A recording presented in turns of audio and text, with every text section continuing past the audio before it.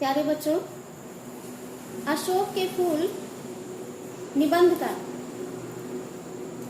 अभी तक जो आपको पढ़ाया गया अवतरण है, आज हम लोग उस पढ़े गए अंश के आगे के अवतरण को पढ़ेंगे और उसकी व्याख्या को सुनकर समझेंगे। तो आप लोग अपनी पाठ्यपुस्तक खोलकर पढ़ाए जा रहे अवतरण को ध्यान से देखिए और पढ़िए। सभ्यता और संस्कृति का मोह क्षण भर बाधा उपस्थित करता है। धर्माचार का संस्कार थोड़ी देर तक इस धारा से टक्कर लेता है, पर इस दुर्दम धारा में सब कुछ बह जाते हैं। जैसा कि इसके पूर्व पढ़ाए गए अवतरण में आपको बताया गया था कि मानव जात की जो धारा है, वह उसकी जो जिजीविषा शक्ति है, जीने की जो इच्छा है, वो गंगा की धारा के समान सब कुछ को हजम करने के बाद भी पवित्र है। और सभ्यता और संस्कृति का जो मोह है, वो पल भर के लिए इसके मार्ग में भले ही व्यवधान उपस्थित करे। धर्म, आचरण आदि के संस्कार हो सकता है कि थोड़ी देर तक इस धारा से टक्कर लें, लेकिन उसके बाद इस जो दुर्दम धारा है, यह जो दुर्दम धारा है, इसमें सब कुछ प्रवाहित हो जाता है, सब कुछ बह जाता है। जितना कुछ इस जीवनी शक्ति को समर्थ बनाता है, उतना उसका अंग बन जाता है, बाकी फेंक दिया जाता है। तो जो कुछ भी इस मानव की जीवनी शक्ति को सशक्त बनाता है, सामर्थ्य प्रदान करता है, उसको वह मानव जीवन अपनी संस्कृति के अंग के रूप में अपना लेता है, और शेष जो कुछ भी उसको व्यर्थ लगता है, उसको वो तिरस्कृत कर देता है, फेंक देता है। धन्य हो महाकाल, तुमने कितनी बार मदन देवता का गर्व खंडन किया है। धर्मराज के कारागार में क्रांति मचाई, यमराज के निर्दय तारल्य को पी लिया है, विधाता के सर्वकर्तृत्व के अभिमान को चूर्ण किया है। आज हमारे भीतर जो मोह है, संस्कृति और कला के नाम पर जो आसक्ति है, धर्माचार और सत्य निष्ठा के नाम पर जो जड़िमा है, उसमें का कितना भाग तुम्हारे कुंठ नृत्य से ध्वस्त हो जाएगा, कौन जानता है। तो अंत में समय के महत्व को, समय की शक्ति को स्वीकार करते हुए द्विवेदी जी बता रहे हैं कि किस प्रकार से समय ने अपने प्रभाव को सभी के समक्ष सिद्ध किया है, चाहे धर्मराज हो, चाहे यमराज हो, चाहे विधाता हो, सबका प्रभाव और सब जो परिवर्तन है, उस काल के परिवर्तन को इन सब का प्रभाव भी कभी रोक नहीं पाया है, बल्कि उसी ने सबके ऊपर विजय प्राप्त की है। मनुष्य की जीवन धारा फिर भी अपनी मस्तानी चाल से चली जाएगी।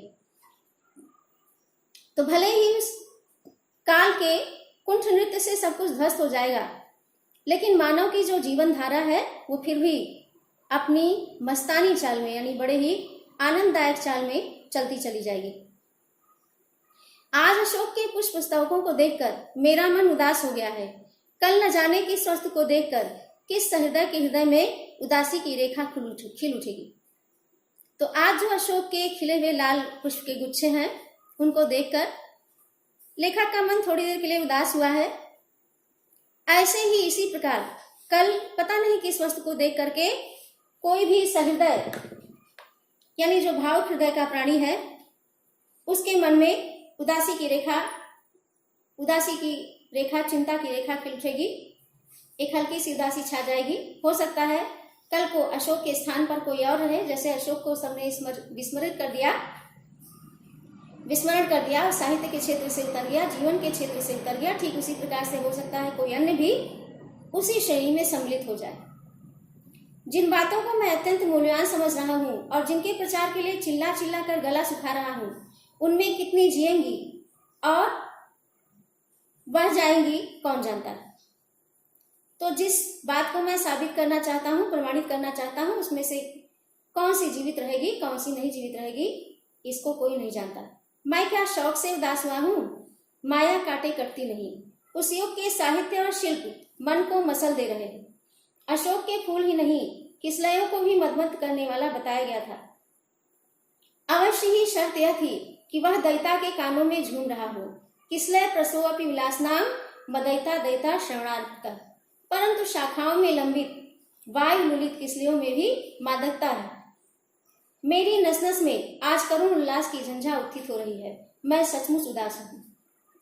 तो अंत में अपनी उदासी के संबंध में व्यक्त करते हुए द्विवेदी जी कह रहे हैं कि मैं शौक के कारण नहीं उदास हुआ हूँ, बल्कि जो माया है एक अशोक के फूल को देख करके उनके मन में जो संवेदना उत्पन्न हुई है उसके कारण वह प्रभावित है, और उस युग का जो साहित्य है, उस युग की जो कला है, वह उनके मन को मसल रही है।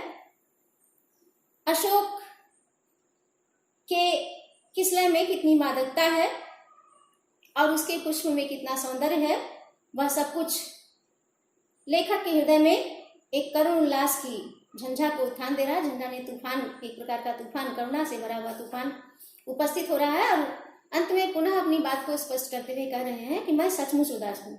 ये उदासी एक दिखावा नहीं है, बल्कि वो वास्तव में उदास है।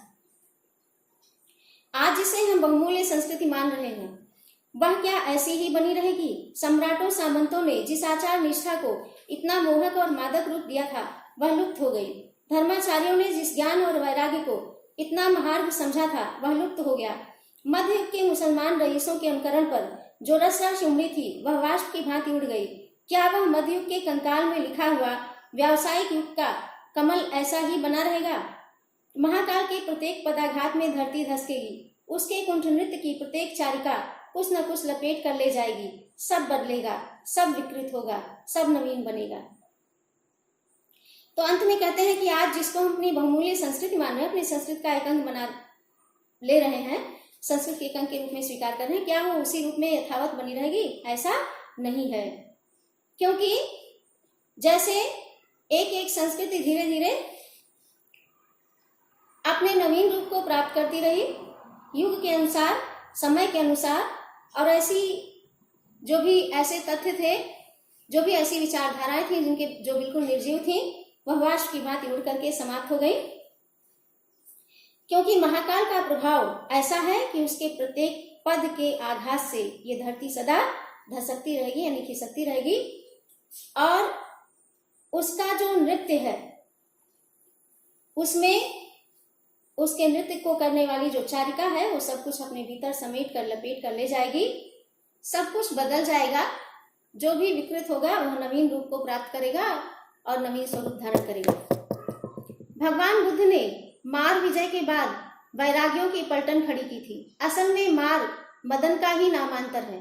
कैसा मधुर और मोहक साहित्य उन्होंने दिया, पर न जाने कब यक्षों के वज्रपाण नामक देवता इस वैराग्य प्रमाण धर्म में घुसे और बोधिसत्वों के शिरोमणि बन गए।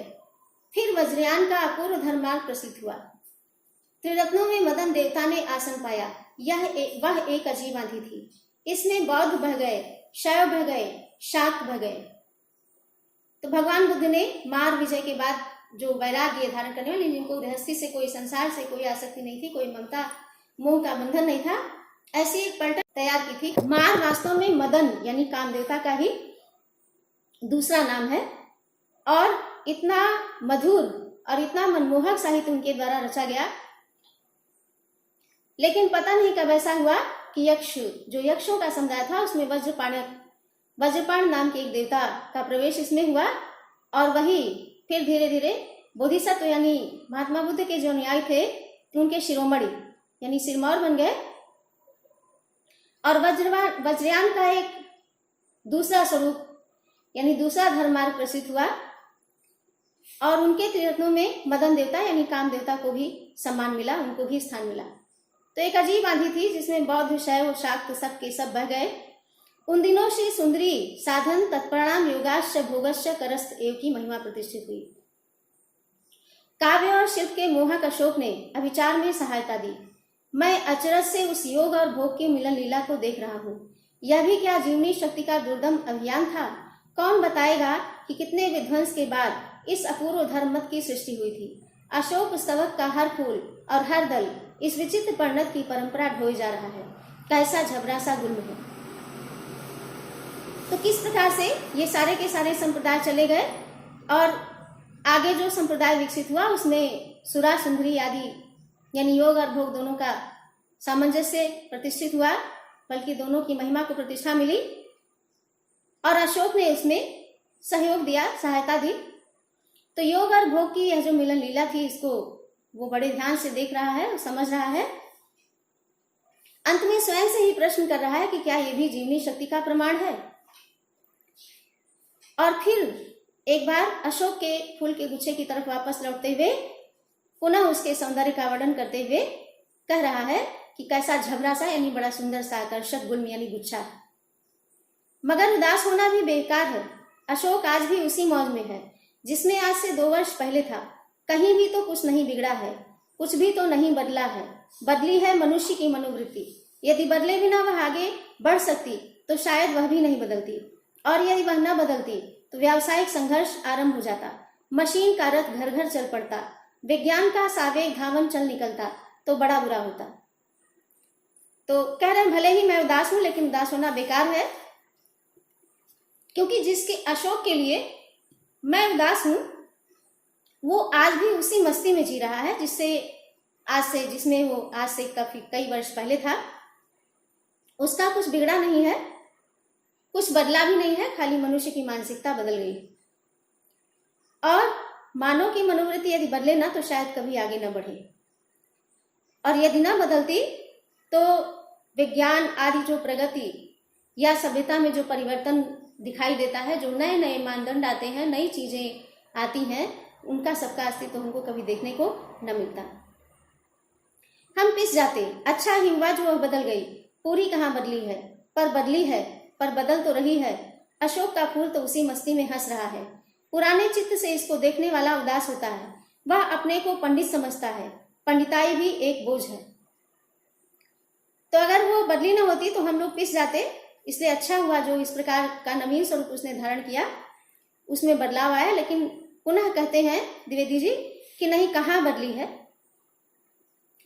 और अशोक के फूल की उस मस्ती भरी हंसी को देखते हुए, उसकी विवेचना करते हुए कह रहे हैं कि अशोक का फूल आज भी उसी मस्ती में है और हंस रहा है। लेकिन पुराने चित्त से जो भी इसको देखता है, पुरानी मान्यताओं से जो इसको देखता है, वो उदास हो जाता है, क्योंकि वो अपने आप को बड़ा पंडित समझता है। और कहते हैं कि पंडिताई भी एक बोझ है, यानी विद्वान होने की जो भावना है ये भी एक बहुत बड़ा बोझ है। जितनी भी भारी होती है उतनी ही तेजी से डुबाती। और अगर पांडित्य का ये बोझ हृदय पर बहुत अधिक, जितना भारी बोझ ये रहता है उतनी ही तेजी से मनुष्य डूबता है। जब वह जीवन का अंग बन जाती है तो सहज हो जाती है। और उसको सहजता कब मिलती है इस पांडित्य के बोझ को? जब वो जीवन का एक अंग बनकर जीवन के अंग के रूप में प्रस्तुत होती है, तब वह बोझ नहीं रहती। वह उस अवस्था में उदास भी नहीं करती। कहाँ अशोक का कुछ भी तो नहीं बिगड़ा है, कितनी मस्ती में झूम रहा है। कालिदास इसका रस ले सके थे अपने ढंग से, मैं भी ले सकता हूं अपने ढंग से। उदास होना बेकार है। तो कहते हैं कि जब वो जीवन का अंग बन जाती है तो बोझ नहीं रहती, और उस अवस्था में उसमें उदासी भी नहीं होती। अशोक का कुछ नहीं बिगड़ा। जिस अशोक के बिगड़ने की चर्चा, जिस अशोक को देखकर लेखक उदास है, जिसके कारण उन्होंने इस निबंध की रचना की, वही कहते हैं कि उसका कुछ बिगड़ा नहीं है, वो तो आज भी उसी मस्ती में झूम रहा है। और महाकवि कालिदास ने उसकी मस्ती के रस को प्राप्त किया था, उस रस का आस्वादन किया था, अपने तरीके से, अपनी दृष्टि से, अपने विचारधारा के अनुसार उसको देखा था। ठीक इसी प्रकार से मैं भी, यानी द्विवेदी जी भी उसको अपने ढंग से देख सकते हैं, उसका आनंद ले सकते हैं, उसका रसास्वादन कर सकते हैं। इसलिए उदास होना उचित नहीं है, उदास होना बेकार है, क्योंकि अशोक आज भी उसी मस्ती में है। खाली लोगों की मनोवृत्ति और लोगों की विचारधारा परिवर्तित हो गई है। अशोक तो जस का तस है। भले ही वो साहित्य के क्षेत्र से उतरा, लेकिन इससे उसके अपने व्यक्तित्व पर, सौंदर्य पर, मस्ती पर कोई भी प्रभाव नहीं पड़ा। तो बच्चों, इस प्रकार से हमने हजारी प्रसाद द्विवेदी जी द्वारा लिखे गए अशोक के फूल निबंध को पढ़कर समाप्त कर लिया है। शीघ्र ही आज पढ़ाए गए अवतरण से संबंधित प्रश्न आपको गद्यांश और प्रश्न आगे पढ़ाई के दौरान प्रस्तुत किए जाएंगे। आगे के पाठ में उसका विवेचन किया जाएगा।